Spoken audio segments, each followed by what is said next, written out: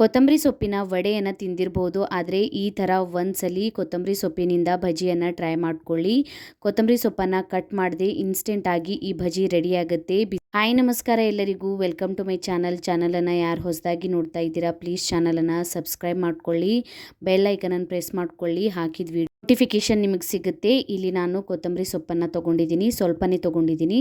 ಈಗ ಕೊತ್ತಂಬರಿ ಸೊಪ್ಪನ್ನು ಕಟ್ ಮಾಡೋದು ಏನೂ ಬೇಕಾಗೋದಿಲ್ಲ. ನಾನೀಗ ಇದರ ಕಡ್ಡಿಯನ್ನು ಈ ಥರ ಕಟ್ ಮಾಡ್ಕೊತಾ ಇದ್ದೀನಿ. ಹಾರ್ಡ್ ಪಾರ್ಟ್ ಇರುತ್ತೆ ಅಲ್ಲ, ಅದನ್ನು ನೀವು ಕಟ್ ಮಾಡ್ಕೊಳ್ಳಿ. ಒಂದ್ಸಲ ಏನಾದರೂ ಕಸ ಇದೆ ಅಂತ ನೋಡಿಕೊಂಡು ಕೊತ್ತಂಬರಿ ಸೊಪ್ಪನ್ನು ಕ್ಲೀನ್ ಮಾಡ್ಕೊಳ್ಳಿ. ಆದಷ್ಟು ನೀವು ಬಂಚಸ್ ಇರುತ್ತೆ ಅಲ್ಲ, ಆ ಕೊತ್ತಂಬರಿ ಸೊಪ್ಪನ್ನು ತೊಗೊಳ್ಳಿ, ಅಂದರೆ ಬಜ್ಜಿ ಮಾಡೋದಕ್ಕೆ ಈಸಿ ಆಗುತ್ತೆ. ಇಲ್ಲ ಅಂದರೆ ಈ ಥರ ಎರಡೆರಡು ಮೂರು ಕಡ್ಡಿಯನ್ನು ತೊಗೊಂಡ್ಬಿಟ್ಟು ಬಜ್ಜಿಯನ್ನು ಮಾಡ್ಕೊಳ್ಬೋದು. ಈಗ ನಾನು ಕ್ಲೀನ್ ಮಾಡ್ಕೊಂಡ್ಬಿಟ್ಟು ಈ ಕೊತ್ತಂಬರಿ ಸೊಪ್ಪನ್ನು ಸ್ವಚ್ಛ ತೊಳ್ಕೊಂಡ್ಬಿಟ್ಟು ಈ ಥರ ಸ್ಟ್ರೇನರಲ್ಲಿ ಹಾಕ್ಕೊಂಡ್ಬಿಟ್ಟು ಇದನ್ನು ಸರಿಯಾಗಿ ಸ್ಪ್ರೆಡ್ ಮಾಡ್ಕೊಳ್ಳಿ. ಒಣಗಿಬಿಡುತ್ತೆ. ಈ ಥರ ನೀವು ಸ್ಪ್ರೆಡ್ ಮಾಡಿ ಹಾಕ್ಕೊಂಡ್ರೆ ನಾವು ಇದು ಒಣಗೋತನ ಹಿಟ್ಟನ್ನು ರೆಡಿ ಮಾಡ್ಕೊಳ್ಬೇಕು. ಈಗ ನಾನು ಹಿಟ್ಟನ್ನು ರೆಡಿ ಮಾಡ್ಕೊತಾ ಇದ್ದೀನಿ. ಒಂದು ಮಿಕ್ಸಿಂಗ್ ಬೌಲ್ಗೆ 1 ಕಪ್ಪಷ್ಟು ಕಡಲೆ ಹಿಟ್ಟನ್ನು ತೊಗೊಂಡಿದ್ದೀನಿ, ಒಂದು 4 ಟೇಬಲ್ ಸ್ಪೂನಷ್ಟು ಅಕ್ಕಿ ಹಿಟ್ಟು, ಒಂದು ಅರ್ಧ ಟೇಬಲ್ ಸ್ಪೂನಷ್ಟು ಅರಿಶಿಣದ ಪುಡಿ, 1 ಟೇಬಲ್ ಸ್ಪೂನಷ್ಟು ಖಾರದ ಪುಡಿ, 1 ಟೇಬಲ್ ಸ್ಪೂನಷ್ಟು ಅಜ್ವೈನನ್ನು ಹಾಕ್ಕೊಂಡಿದ್ದೀನಿ, ರುಚಿಗೆ ತಕ್ಕಷ್ಟು ಉಪ್ಪನ್ನು ಹಾಕ್ಕೊಂಡಿದ್ದೀನಿ. ಹಾಕ್ಕೊಂಡ್ಬಿಟ್ಟು ಇದನ್ನು ಮಿಕ್ಸ್ ಮಾಡ್ಕೊತಾ ಇದ್ದೀನಿ. ನೀವು ಇದಕ್ಕೆ ಬೇಕಿಂಗ್ ಸೋಡಾ ಹಾಕ್ಕೊಳ್ಬೋದು, ನಾನು ಹಾಕ್ಕೊಂಡಿಲ್ಲ, ಬೇಕಂದರೆ ಹಾಕ್ಕೊಳ್ಳಿ.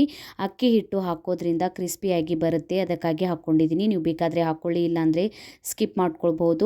ಯಾವುದೇ ಬಜ್ಜಿ ಮಾಡುವಾಗ ಅಕ್ಕಿ ಹಿಟ್ಟನ್ನು ಹಾಕ್ಕೊಂಡ್ರೆ ಕ್ರಿಸ್ಪಿಯಾಗಿ ಬರುತ್ತೆ. ಈಗ ಸ್ವಲ್ಪ ನೀರನ್ನು ಹಾಕ್ಕೊಂಡ್ಬಿಟ್ಟು ನಾವು ಹಿಟ್ಟನ್ನು ಕಲಿಸ್ಕೊಳ್ಬೇಕು. ನೋಡಿ, ಈ ಥರ ಕನ್ಸಿಸ್ಟೆನ್ಸಿಯಲ್ಲಿ ಹಿಟ್ಟು ರೆಡಿ ಆಗಬೇಕು. ನಾನೀಗ ಎಣ್ಣೆನೂ ಬಿಸಿ ಮಾಡ್ಲಿಕ್ಕೆ ಇಟ್ಟಿದ್ದೀನಿ. ಎಣ್ಣೆ ಬಿಸಿಯಾಗಿದೆ, ಸ್ವಲ್ಪ ಹಿಟ್ಟನ್ನು ಹಾಕಿ ನೋಡ್ಕೊಳ್ತಾ ಇದ್ದೀನಿ. ಈ ಥರ ಹಿಟ್ಟು ಹಾಕಿದ ಕೂಡಲೇ ಮೇಲ್ಗಡೆ ಬರಬೇಕು, ಅಂದರೆ ಎಣ್ಣೆ ಸರಿಯಾಗಿ ಬಿಸಿಯಾಗಿದೆ. ಬಜ್ಜಿಗಳು ಜಾಸ್ತಿ ಎಣ್ಣೆ ಹಿಡಿಯೋದಿಲ್ಲ, ಅದಕ್ಕಾಗಿ ಈ ಥರ ಬಿಸಿ ಮಾಡ್ಕೊಂಡ್ಬಿಟ್ಟು ಈಗ ನಾನು ಕೊತ್ತಂಬರಿ ಸೊಪ್ಪನ್ನು ಈ ಥರ ಪ್ಲೇಟ್ನಲ್ಲಿ ಹಾಕ್ಕೊಂಡ್ಬಿಟ್ಟು ಈಗ ನಾವು 2 ಅಥವಾ 3 ಕಡ್ಡಿಗಳನ್ನು ತಗೊಂಡು ಈ ಹಿಟ್ಟಿನೊಳಗೆ ಹತ್ಕೊಂಡ್ಬಿಟ್ಟು ಎಣ್ಣೆ ಒಳಗೆ ಬಿಟ್ಕೊಳ್ಬೇಕು.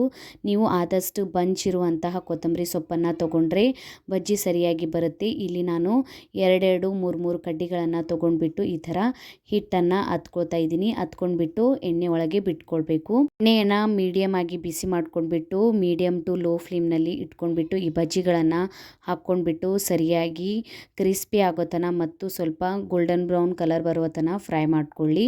ಆಲೂಗಡ್ಡೆ ಮತ್ತು ಪಾಲಕ್ ಸೊಪ್ಪಿನ ಭಜಿಯನ್ನು ಭಾಳ ಸಲ ಟ್ರೈ ಮಾಡಿರ್ತೀರ. ನಿಮ್ಮ ಭಜಿ ಲಿಸ್ಟಲ್ಲಿ ಈ ಕೊತ್ತಂಬರಿ ಭಜಿಯನ್ನು ಆ್ಯಡ್ ಮಾಡ್ಕೊಳ್ಳಿ. ತುಂಬಾ ಈಸಿಯಾಗಿ ಈ ಭಜಿ ರೆಡಿ ಆಗುತ್ತೆ. ಒಂದು ಕಡೆಯಿಂದ ಫ್ರೈ ಆಗಿದ್ಮೇಲೆ ಇನ್ನೊಂದು ಕಡೆಯಿಂದ ತಿರುಗಿಸ್ಕೊಂಡ್ಬಿಟ್ಟು ಫ್ರೈ ಮಾಡ್ಕೊಳ್ಳಿ.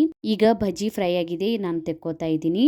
ಇದೇ ರೀತಿ ಎಲ್ಲ ಭಜಿಯನ್ನು ಫ್ರೈ ಮಾಡ್ಕೊಳ್ತೀನಿ. ತುಂಬಾ ಇನ್ಸ್ಟೆಂಟಾಗಿ ಈ ಭಜಿ ರೆಡಿ ಆಗುತ್ತೆ. ನೀವು ಒಂದ್ಸಲ ಈ ಕೊತ್ತಂಬರಿ ಸೊಪ್ಪಿನ ಭಜಿಯನ್ನು ಟ್ರೈ ಮಾಡಿ ನೋಡಿ. ವಿಡಿಯೋ ಹೇಗೆ ಅನ್ನಿಸ್ತಂತ ಕಮೆಂಟ್ ಒಳಗೆ ತಿಳಿಸಿ. ವಿಡಿಯೋ ಇಷ್ಟ ಆಗಿತ್ತಂದ್ರೆ ಒಂದು ಲೈಕ್ ಮಾಡಿ, ಫ್ಯಾಮಿಲಿ ಮತ್ತು ಫ್ರೆಂಡ್ಸ್ ಜೊತೆ ಶೇರ್ ಮಾಡ್ಕೊಳ್ಳಿ. ಇದೇ ರೀತಿಯ ವೀಡಿಯೋಸನ್ನು ನೋಡೋಕೆ ನನ್ನ ಚಾನಲನ್ನು ಸಬ್ಸ್ಕ್ರೈಬ್ ಮಾಡ್ಕೊಳ್ಳಿ, ಬೆಲ್ ಐಕನನ್ನು ಪ್ರೆಸ್ ಮಾಡ್ಕೊಳ್ಳಿ.